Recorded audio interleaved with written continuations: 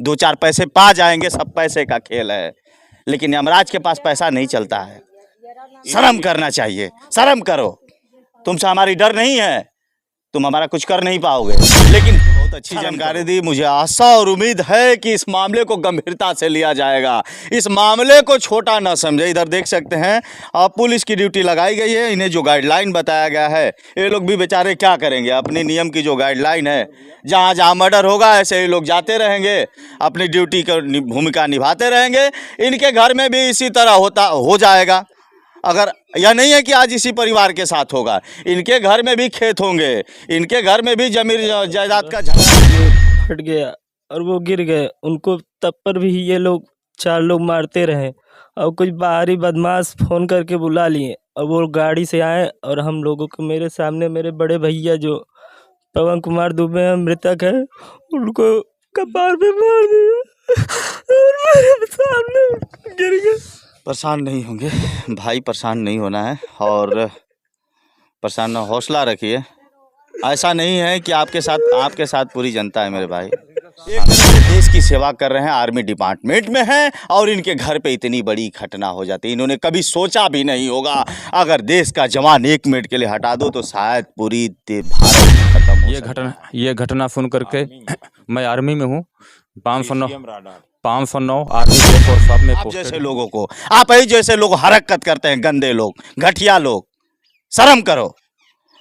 इसमें साफ साफ लिखा है आपने कि यहाँ पे निर्माण नहीं है। फिलहाल यह जांच का विषय है, यह कागजात के अनुसार मैं बता रहा हूँ। शर्म आनी चाहिए।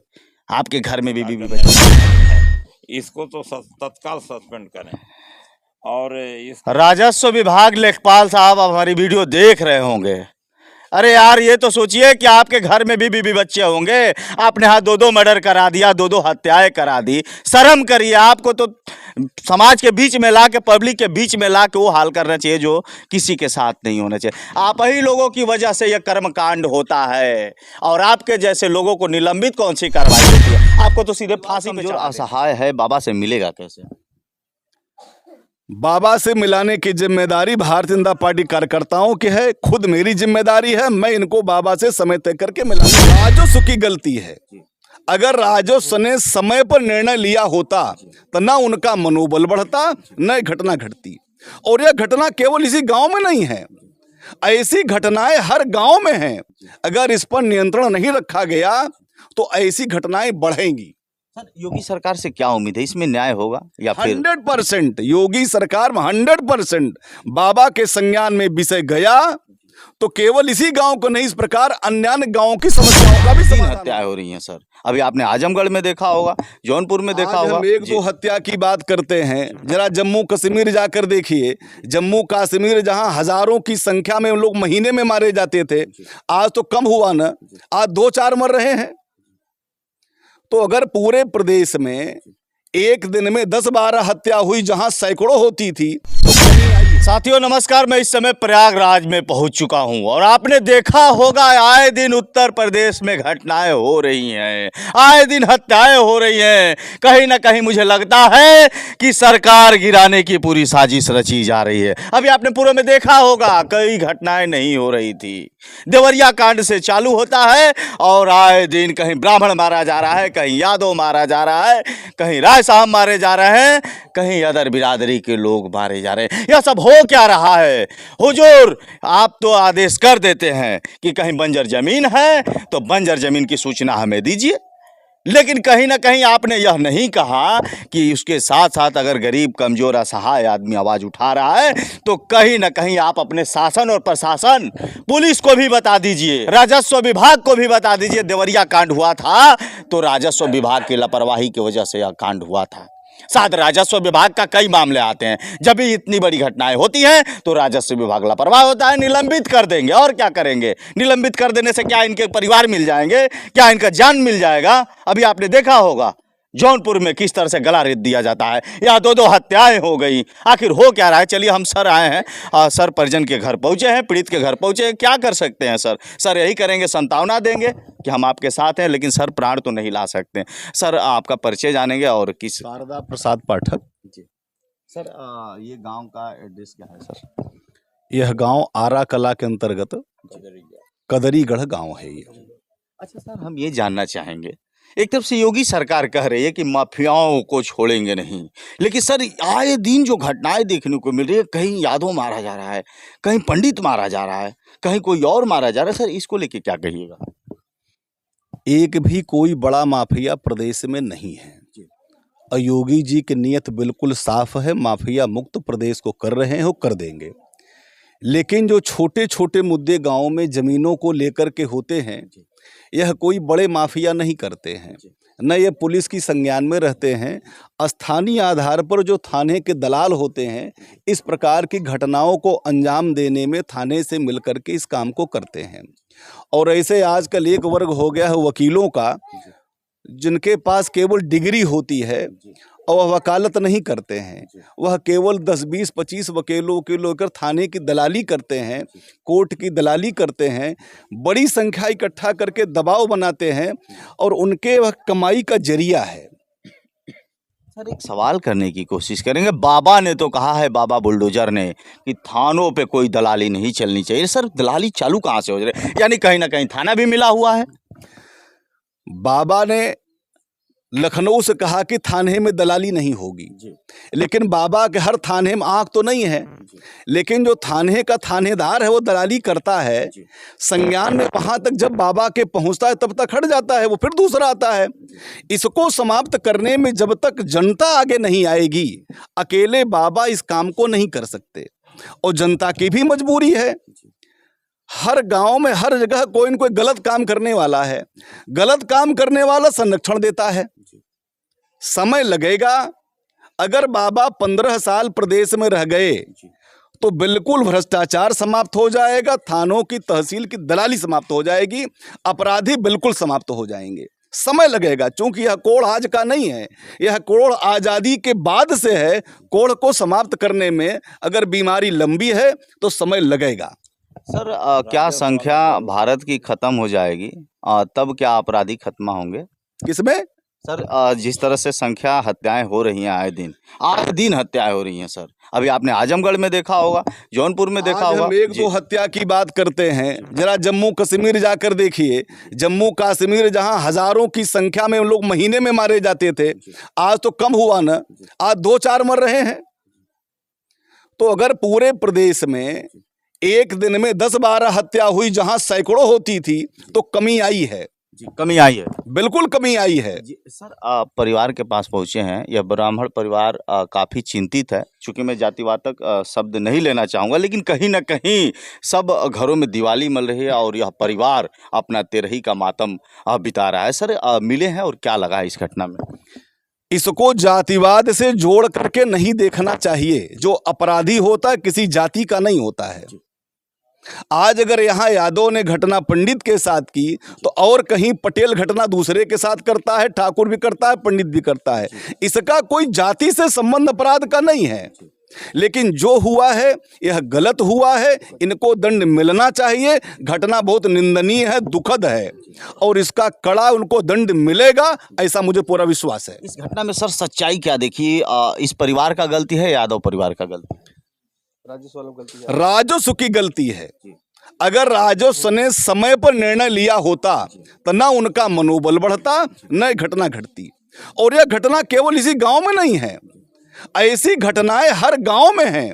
अगर इस पर नियंत्रण नहीं रखा गया तो ऐसी घटनाएं बढ़ेंगी। सर योगी सरकार से क्या उम्मीद है, इसमें न्याय होगा या फिर? 100% योगी सरकार में 100% बाबा के संज्ञान में विषय गया तो केवल इसी गांव को नहीं, इस प्रकार अन्य गांवों की समस्याओं का भी समाधान हो जाएगा। परिवार कमजोर असहाय है, बाबा से मिलेगा कैसे? बाबा से मिलाने की जिम्मेदारी भारतीय जनता पार्टी कार्यकर्ताओं की है, खुद मेरी जिम्मेदारी है। मैं इनको बाबा से समय तय करके मिलाने ले जाऊंगा, ले जाएंगे। और चलिए दर्शकों, अब हम चलते हैं पीड़ित परिवार के पास, चूँकि इस घटना को देख के जो अपने आंखें हैं नम होती जा रही है। और मैं कुछ सवाल करने की कोशिश करूंगा। चाचा जी काफ़ी दुखित हैं, अभी रो रहे थे और अपनी आप बीती सर से बता रहे थे। पूर्व के वीडियो में आप जैसा कि देख सकते हैं। चाचा जी ये घटना कहाँ से चालू होती है? घटना यही है कि सर्वप्रथम हमारे भूमधरी पे 1 बीघा 9 हिस्सा 529 का बाग है, वहाँ कब्जा किया। सपा का शासन था, तमाम यादव साड़ा ओड़ा के सब इंद्र बहादुर पंधारी यादव तमाम लोग आकर के यहाँ कब्जा करा दिए और इसके बाद मनोबल उसका बढ़ा तो फिर जा कर के वो राज्य सरकार की ज़मीन हड़पा, जिसके खिलाफ मैं लड़ाई लड़ा। बीच में 15 बीघा तालाब ये जोत रहा था, उसको राजा गणपत से माननीय उप जिलाधिकारी महोदय ने उसको कार्रवाई किया 3/5 के, लेकिन FIR तक नहीं दर्ज होने दिया। वहाँ जो है इसका मनोबल बढ़ा। और फिर बाद में एक उपेंद्र यादव यशो थे, उनसे मिल करके खड़ंजे की ईंट उखाड़ करके और 2 फीट की बाउंड्री तोड़ करके सड़क को कब्जा किया। सड़क का आवागमन पूरे गांव का एक ही मार्ग है, सब लोग आप लोग देखे होंगे, उसको बाधित किया है। और इसका मनोबल बढ़ा, हमको रास्ता रोका बीच में। जब रास्ता यही पहलवान जो जितेंद्र प्रसाद ख़त्म हुए हैं और पवन कुमार ये आ रहे थे, उसी समय ये रोका और वहाँ भी उस समय झंझट किया। तो कहा इधर जाएंगे तो गोली मार देंगे, बंदूक। ऐसा बात? हाँ, बंदूक उठाया। करता क्या है? अरे ये सब गुंडे बदमाश हैं। दारा सिंह यादव, कुलदीप यादव, विकास यादव और विपिन यादव, ये सब छिनैती डकैती लूट यही सब। किसी के ऊपर आरोप कैसे लगा सकते हैं? कई थानों में दर्ज है वो सब। अच्छा, पहले से मुकदमा हाँ, दर्ज? मुकदमा दर्ज है। यानी पुलिस को भी पता है कि ये गुंडे माफिया है। हाँ, और पकड़े गए हैं, कार्रवाई हो रही है।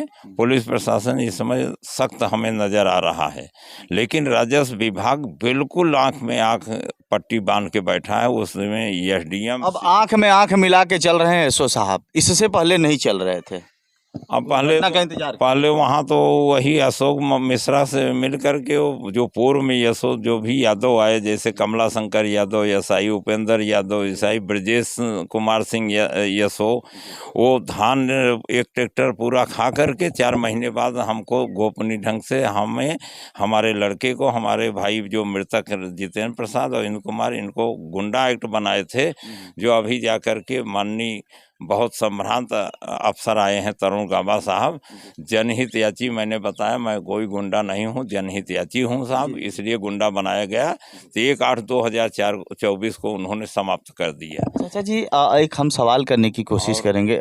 ये झगड़ा कहाँ से चालू होता है? ये वाला जो झगड़ा है वो तो मामला जमीनी विवाद था, बता रहे हैं। वहीं से लेकर के ये सरकारी जमीन का ही कब्जा किया है। तो जब हमारा कब्जा किया और उसके बाद मैं ये जब सरकारी जमीन 547 नवीन पड़ती, 550 सरकारी नाली अभी भी कब्जा जमाया हुआ है, और इन सब को खुदवा करके 3/5 की कार्रवाई करके इनको उसमें निरुद्ध पाबंद करना चाहिए। तो हो ही चाचा नहीं जी, रहा। एक सवाल करने की कोशिश करेंगे। जैसा कि आप बता रहे हैं, जो मारने की धमकी देता था पूर्व में, उसके बारे में आपने प्रशासन को, शासन को बताया था? बराबर बहुत एप्लीकेशन दिया हूँ, सब मेरे पास एकदम रिकॉर्डेड। रिकॉर्ड दिखा सकते हैं जो आदेश वगैरह है? हम सब जी। बता रहे हैं। तालाब वाला ये सब आप देख लीजिए, DM को दिया हूँ, सबको दिया हूँ। तो साथियों, आप देख सकते हैं इतने इनके पास अभिलेख हैं। मैंने सारा चीज मैंने देखा भी है। और हमारे बगल में आप देख सकते हैं टीवी ये स्क्रीन पे अर्जुन चल रहा है। प्रसाद ये कानून को भ्रष्ट है कि पूरे राज्य सरकार दिखा रहा है मकान बना है इतनी बड़ी हवेली, और कह रहा है किसी प्रकार का निर्माण नहीं है। इसको तो तत्काल सस्पेंड करें।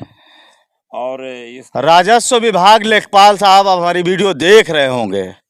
अरे यार, ये तो सोचिए कि आपके घर में भी बीबी बच्चे होंगे, आपने यहाँ 2-2 मर्डर करा दिया, 2-2 हत्याएं करा दी। शर्म करिए। आपको तो समाज के बीच में ला के, पब्लिक के बीच में ला के वो हाल करना चाहिए जो किसी के साथ नहीं होना चाहिए। आप ही लोगों की वजह से यह कर्मकांड होता है, और आपके जैसे लोगों को निलंबित कौन सी कार्रवाई होती है? आपको तो सीधे फांसी पे चढ़ा देना चाहिए। आप जैसे लोगों को, आप ही जैसे लोग हरकत करते हैं, गंदे लोग, घटिया लोग। शर्म करो। इसमें साफ साफ लिखा है आपने कि यहाँ पे निर्माण नहीं है। फिलहाल यह जांच का विषय है, यह कागजात के अनुसार मैं बता रहा हूँ। शर्म आनी चाहिए। आपके घर में भी बीबी बच्चे होंगे महाराज, 2-4 पैसे पा जाएंगे, सब पैसे का खेल है, लेकिन यमराज के पास पैसा नहीं चलता है। शर्म करना चाहिए। शर्म करो। तुमसे हमारी डर नहीं है, तुम हमारा कुछ कर नहीं पाओगे, लेकिन शर्म करो। जी चाचा जी, उसके बाद क्या होता है? इसके बाद इसका मनोबल इतना बढ़ गया भैया कि दिवाली के दिन हमारे रोएंगे नहीं चाचा जी, भाई और भतीजे को चाचा जी रोएंगे नहीं। दुख हम लोग, जी जी, पीट के बाहर साहब बाहरी चाचा जी, बदमाश हम आए लोग थे, भी पेशेवर इस घटना माफिया से आए दुखित थे, हैं। सर भी साथ में हैं और पूरा सपोर्ट करेंगे। पेशेवर जी। माफिया आए सब जी, जी। मारे। जी। और इसके बाद ये हत्याएं हुआ, लेकिन बिजमा यादव और उसके पीआरओ जगदीश यादव ये 15 दिन पहले इसके यहाँ बैठ करके सुनियोजित षड्यंत्र किए थे, और अभी भी क्रॉस केस के लिए वो दौड़े हैं। एसओसीओ डांट के भगा दिए, और ये अशोक भव्या जो है दौड़ा था 100 वकील लोग के, इसको डांट के भगा दिए। अशोक मिश्रा यानी एडवोकेट, वकील लोगों का पावर दिखा रहे हैं। हाँ, अशोक भव्या बराबर 4-5 FIR मेरे खिलाफ, भैंस चोरी और तमाम 5-6 मेरा। क्या लगा सर ये सब जो चीजें सुनने में आ रही है सर, बहुत दुखद घटना है। एक परिवार पूरा रो रहा है सर। केवल मित्र पैसा जी और केवल पैसे के लिए सब होता है। अशोक भव्या केवल पैसा के चक्कर में भू माफियाओं का संरक्षण। माफिया का लड़का जो रविशंकर यादव वकील है, वो अशोक मिश्रा का जूनियर है, इसलिए वो जेल गया है, तो उसके ओथा में बराबर वो दौड़ रहे हैं। इसलिए सारे लोगों को जो अभी निलंबन कार्रवाई होता, निलंबन नहीं बर्खास्त किया जाए, और जैसे मेरे घर के 2 हत्या हुआ है, इनके तरफ भी इनकाउंटर वो होना चाहिए। क्या लगता है योगी जी से क्या कुछ मांग करना चाहेंगे? भाई जैसा तमाम, हम भी भारतीय जनता पार्टी के 10 मंडल महामंत्री हूँ, मुझे तो उम्मीद है कि योगी साहब ऐसा करेंगे। अब आगे बाबा जी जैसे जाने। अच्छा, क्या कहना चाहेंगे? पूरी घटना में आप सम्मिलित भी रहे होंगे। छोटे भाई जी मैं इसी घर का सदस्य हूँ। मेरा नाम नागेंद्र प्रसाद। मैं अभी 5 साल जितेंद्र प्रसाद दुबे जो भी मृतक हैं, और पवन कुमार दुबे वो मृतक हैं। तो जितेंद्र प्रसाद दुबे मेरे से बड़े भाई हैं, पवन कुमार दुबे वो मेरा भतीजा है। तो मैं अभी 509 आर्मी बेस और साहब आगरा कैंट में पोस्टेड हूँ। मेरे को शाम को पता चला कि आपके घर वालों को बुरी तरह से राम अभिलाष यादव, उनका लड़का रविशंकर यादव, ध्रुव शंकर यादव, रतन सिंह यादव, लवकुश यादव, चिंतामणि यादव, दारा सिंह यादव, कुलदीप यादव, विपिन यादव, विकास यादव, और बाहर से बाहर से भी आए थे? बाहर से कम से कम 10-12 आदमी बाहर से भी आए थे। इन लोगों ने पूरे योजना के तरीके से पहले से योजना बना के रखे थे।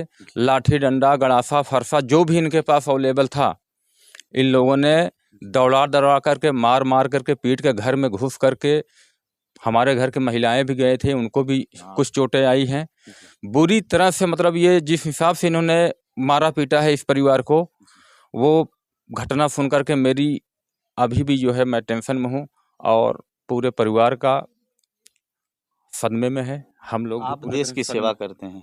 मैं देश की सेवा करता हूँ। ये घटना सुन करके मैं आर्मी में हूँ, 509 आर्मी बेस और साहब में पोस्टेड हूँ। अच्छा, आप अपने आर्मी डिपार्टमेंट में सारी घटना बता दिए होंगे, वहाँ से क्या कुछ सहयोग मिल रहा है? मैंने वहाँ अपने जो हमारे ऑफिसर हैं, मैंने उनको घटना के बारे में बता दिया। हमारे घर में जितने भी लोग डेथ हुए हैं, चोटें आई हैं, उसका भी मैंने फ़ोटो वीडियो भेजा हुआ है। मैंने यहाँ से पर्सनली एप्लीकेशन भी लिख करके भेजा हुआ है, और उन्होंने भरोसा दिलाया है कि हमारे तरफ से, डिपार्टमेंट की तरफ से जो भी कार्रवाई है मैं उधर से कर रहा हूँ।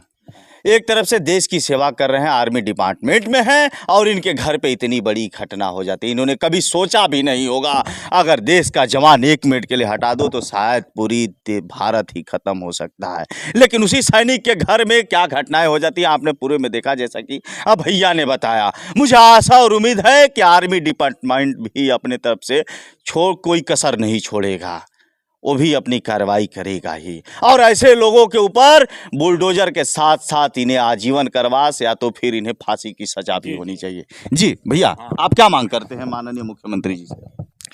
मैं माननीय मुख्यमंत्री महोदय जी से यही मांग करता हूँ कि जो घटनाएं आज हमारे घर पे हुई है, जो माफिया गुंडे उनकी इस तरफ से हौसला बना हुआ है, उनके खिलाफ सख्त कार्रवाई करें। उनको कम से कम उम्र कैद या फांसी की सज़ा दें, क्योंकि ये घटनाएं आज हमारे साथ हुआ है, ये और लोगों के साथ ऐसा ना हो।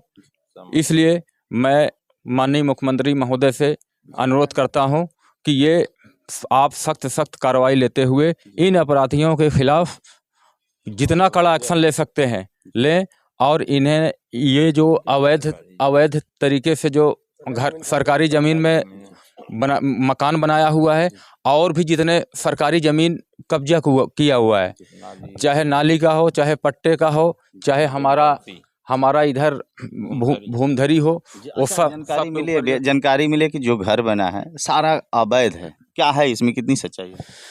आपने भाई साहब ने भी पेपर दिखा दिया, पेपर में देखा हूं। आपने देख लिया है। वो ऑलरेडी जो है राज्य सरकार में ही है, और राज्य सरकार में यहाँ का लेखपाल कानून गो, यहाँ का जो हमारे तहसील के जितने भी लोग हैं, ये सब मिले हुए हैं। क्योंकि ये रिपोर्ट में दिखाते हैं कि राज्य सरकार ज़मीन है और खाली है पूरी तरह से, लेकिन आप जा कर के देख लो, वहाँ उसने मकान भी बनाया हुआ है, और मकान बनाने के साथ वो अभी हमारा जो बाग है, हमने अपना बाउंड्री बना कर रखा हुआ है, उसको भी आगे कब्जा करने की कोशिश कर रहा है। उसकी पूरी प्लानिंग थी कि ये पूरे परिवार को ख़त्म कर दोगे तो यहाँ हम लोग कब्जा कर लेंगे, कोई घर में जो लड़ने वाला ही नहीं रहेगा, देखने वाला ही नहीं रहेगा।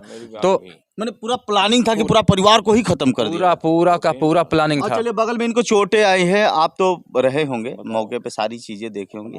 कैसे, कहाँ से घटना, झगड़ा चालू कहाँ से हुआ? मैं मृतक जितेंद्र प्रसाद दुबे का बड़ा बेटा हूँ। प्रद्युम्न दुबे मेरा नाम है। मैं मौके पर वहाँ पे था, तो जो भूमाफिया राम अभिलाष यादव हैं, वो उनके 4 बेटे आए थे। एक बेटा आर्मी में है, एक बेटा वकील है, जो वो भूमाफिया टाइप का है। वो आए दिन हम लोगों को रास्ता रोकता था। रास्ता रोकने के बाद जब हम लोग दिवाली के दिन 31 तारीख को दीपक जला रहे थे अपने बाउंड्री पे, हमारी बाउंड्री है वहाँ पे, जाके आप सब देख सकते हैं।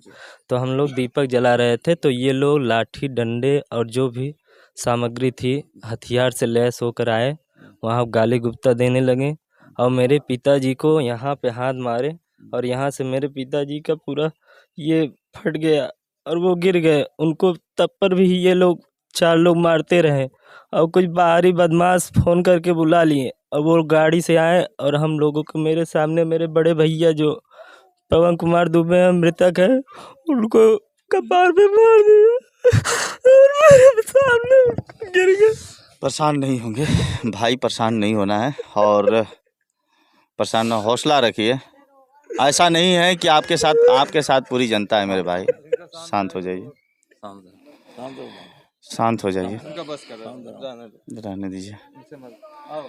तो आपने सुना ये क्या हो रहा है, सब बेहद दुखद है, और मुझे आशा और उम्मीद है कि इस परिवार के साथ न्याय होगा। क्योंकि मैं यह जो दृश्य है देख के काफ़ी चिंतित हो रहा हूँ, और ऐसे लोगों के ऊपर कब होगी कार्रवाई, कब तक अपराधी जेल से बाहर निकलते रहेंगे। सर, एक सवाल लास्ट हम करेंगे आपसे, आप वरिष्ठ हैं, समझदार हैं, तो सर हम ये जानना चाहेंगे कि अपराधी मर्डर करता है, चला जाता है, फिर जेल से बाहर आता है, फिर एक मर्डर करता है, फिर अंदर चला जाता है। सर, इसको लेके क्या कहिएगा? यह न्यायपालिका का विषय है, इसमें सरकार का कोई रोल नहीं होता है। सरकार पूरा प्रयास करती है कि अपराधी आजीवन, लेकिन ऐसे कुछ कागजों की खाना पूर्ति में कमी रह जाती है कभी कभार, जिसके नाते से अपराधी बाहर आ जाता है। इसलिए हम पूरा मांग करेंगे, सरकार पूरा प्रयास करेगी कि इनको आजीवन कारावास हो या इनको फांसी की सजा मिले। और जो इसमें राजस्व कर्मी दोषी हैं, सम्मिलित हैं, उन सभी के खिलाफ कठोर से कठोर कार्रवाई हो, जिससे दोबारा इस प्रकार की घटना कहीं भी न हो सके। सर, सारे लेखपाल या राजस्व विभाग का कोई भी कर्मचारी है, वो जानता है कि यहाँ नहीं वहाँ, वहाँ नहीं वहाँ, तो वो जानता है कि हमें कुछ होना नहीं है, सैलरी जस की तस मिलेगी, एक हम वायरल भी हो जाएंगे। तो इसको लेके क्या कहिए? मैंने इसी नाते का कठोर से कठोर कार्रवाई, जैसे भी महाराज जी ने आपने देखा होगा, ऐसे कई मामलों में उनके विशेष संज्ञान में आते ही उन सेवाएं समाप्त कर दी। तो ऐसे अधिकारियों की जांच करने के बाद जो दोषी पाए जाते हैं, इनकी सेवाएं समाप्त करके एक कड़ा संदेश देना चाहिए, जिससे कि दोबारा ऐसी घटना इस प्रकार के अधिकारी न कर सके। बहुत बहुत धन्यवाद सर, आपने बहुत अच्छी जानकारी दी। मुझे आशा और उम्मीद है कि इस मामले को गंभीरता से लिया जाएगा, इस मामले को छोटा ना समझे। इधर देख सकते हैं पुलिस की ड्यूटी लगाई गई है, इन्हें जो गाइडलाइन बताया गया है, ये लोग भी बेचारे क्या करेंगे। अपने नियम की जो गाइडलाइन है, जहाँ जहाँ मर्डर होगा ऐसे ही लोग जाते रहेंगे, अपनी ड्यूटी की भूमिका निभाते रहेंगे। इनके घर में भी इसी तरह हो जाएगा। अगर यह नहीं है कि आज इसी परिवार के साथ होगा, इनके घर में भी खेत होंगे, इनके घर में भी जमीन जायदाद का झगड़ा चलता होगा। लेकिन अगर सरकार इस पे कड़ी से कड़ी कार्रवाई करेगी तो कहीं न कहीं इसमें इस तरह के जो भूमाफिया हैं, इस तरह के गुंडे हैं, आतंक करने से डरेंगे। और इस तरह के मामलों में फांसी की सज़ा से और कोई बड़ी सज़ा नहीं है। बहुत बहुत शुभकामना लेते हैं, विराम, मिलेंगे नेक्स्ट वीडियो में। फिलहाल इतना ही, धन्यवाद।